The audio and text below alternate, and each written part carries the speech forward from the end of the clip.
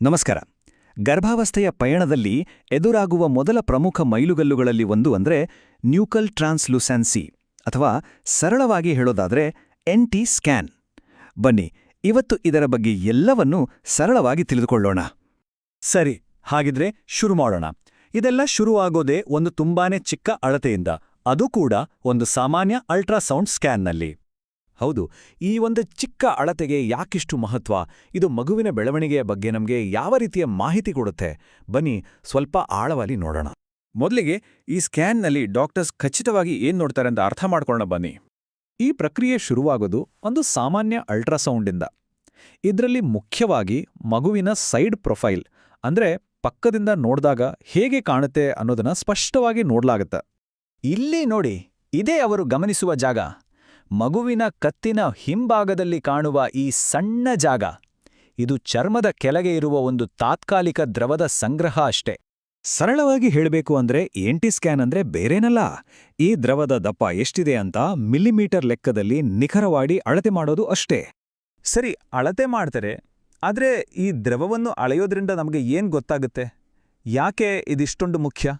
ನೋಡಿ, ಈ ಚಿಕ್ಕ ಅಳತೆ ಇದೆಯಲ್ಲ, ಇದೊಂದು ರೀತಿ ಅರ್ಲಿ ವಾರ್ನಿಂಗ್ ಸಿಸ್ಟಮ್ ಇದ್ದಾಗೆ. ಇದನ್ನೊಂದು ರೆಡ್ ಫ್ಲಾಗ್ ಅಂತಾನೂ ಕರಿಬೋದು. ಅಂದ್ರೆ ಏನಾದ್ರೂ ಸಮಸ್ಯೆ ಇರೋ ಸಾಧ್ಯತೆ ಇದ್ರೆ ಮುಂದೆ ನಾವು ಹೆಚ್ಚು ಗಮನ ಕೊಡಬೇಕು ಅಂತ ಸೂಚನೆ ಕೊಡುತ್ತೆ. ಈ ಫ್ಲೋಚಾರ್ಟ್ ನೋಡಿ, ಇದು ಇದರ ಹಿಂದಿನ ವಿಜ್ಞಾನವನ್ನ ಸರಳವಾಗಿ ಹೇಳುತ್ತೆ. ಕೆಲವೊಂದು ನಿರ್ದಿಷ್ಟ ಕಾರಣಗಳಿಂದ ಈ ದ್ರವದ ಪ್ರಮಾಣ ಜಾಸ್ತಿಯಾಗ್ಬೋದು. ನಾವಳೆಯೋದು ಇದನ್ನೇ. ಅಂದ್ರೆ ಒಟ್ಟಾರೆಯಾಗಿ ಹೇಳೋದಾದ್ರೆ, ಈ ಒಂದೇ ಒಂದು ಸ್ಕ್ಯಾನ್ನಿಂದ ಮಗುವಿನ ಆರೋಗ್ಯಕ್ಕೆ ಸಂಬಂಧಪಟ್ಟ ಹಲವು ಪ್ರಮುಖ ವಿಷಯಗಳ ಬಗ್ಗೆ, ಉದಾಹರಣೆಗೆ ಡೌನ್ ಸಿಂಡ್ರೋಮ್ ಅಥವಾ ಹೃದಯದ ದೋಷಗಳ ಬಗ್ಗೆ ನಮಗೆ ಆರಂಭಿಕ ಸುಳಿವು ಸಿಗುತ್ತೆ. ಹಾಗಿದ್ರೆ ಬನ್ನಿ, ಈ ಸ್ಕ್ಯಾನ್ ಪ್ರಕ್ರಿಯೆ ಹೇಗೆ ನಡೆಯುತ್ತೆ ಅಂತ ಹಂತ ಹಂತವಾಗಿ ನೋಡೋಣ. ಈ ಸ್ಕ್ಯಾನ್ ವಿಷಯದಲ್ಲಿ ಟೈಮಿಂಗ್ ಅತೀ ಮುಖ್ಯ.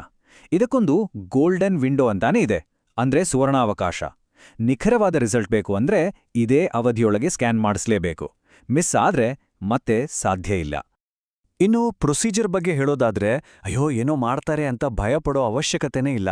ಇದು ತುಂಬಾನೇ ಸರಳ, ನೋವು ಕೂಡ ಇರೋದಿಲ್ಲ, ಮತ್ತೆ ಕೇವಲ 15-30 ನಿಮಿಷಗಳಲ್ಲಿ ಮುಗ್ದೋಗುತ್ತೆ. ಸರಿ, ಸ್ಕ್ಯಾನ್ ಆಯ್ತು.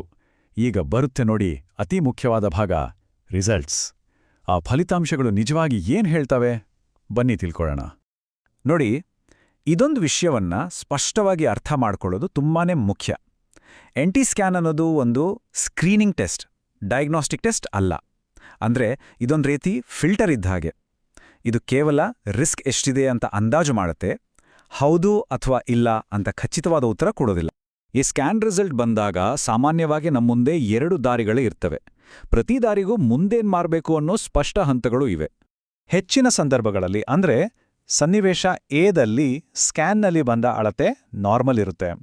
ಆಗ ಇನ್ನೂ ಹೆಚ್ಚು ನಿಖರತೆಗಾಗಿ ಈ ಸ್ಕ್ಯಾನ್ ಜೊತೆ ಡಬಲ್ ಮಾರ್ಕರ್ ಅನ್ನೋ ಒಂದು ರಕ್ತ ಪರೀಕ್ಷೆಯನ್ನು ಮಾಡ್ತಾರೆ.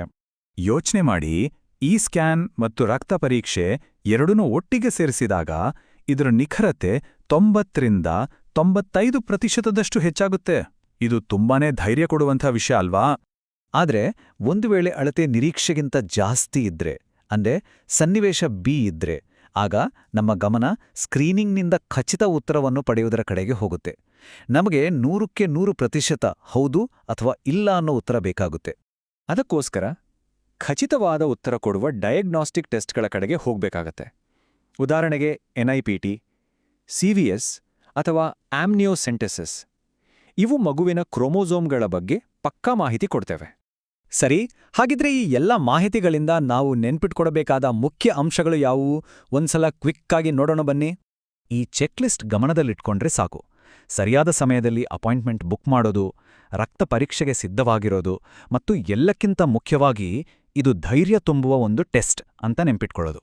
ಯಾಕಂದ್ರೆ ನೆನ್ಪಿಡಿ, 95% ಹೆಚ್ಚು ಮಕ್ಕಳಿಗೆ ರಿಸಲ್ಟ್ಸ್ ಕಡಿಮೆ ಅಪಾಯ ಅಂತಾನೆ ಬರುತ್ತೆ. ಕೊನೆಯದಾಗಿ ಹೇಳೋದಾದ್ರೆ, NT ಸ್ಕ್ಯಾನ್ ಅನ್ನೋದು ಕೇವಲ ಒಂದು ಮೆಡಿಕಲ್ ಪ್ರೊಸೀಜರ್ ಅಲ್ಲ. ಇದು ಗರ್ಭಾವಸ್ಥೆಯ ಈ ಪ್ರಮುಖ ಹಂತದಲ್ಲಿ ಪೋಷಕರಿಗೆ ಬೇಕಾದ ಜ್ಞಾನ, ಧೈರ್ಯ ಮತ್ತು ಮುಂದೇನು ಮಾಡಬೇಕು ಅನ್ನೋ ಸ್ಪಷ್ಟತೆಯನ್ನು ಕೊಡುವ ಒಂದು ಶಕ್ತಿಯುತ ಸಾಧನ.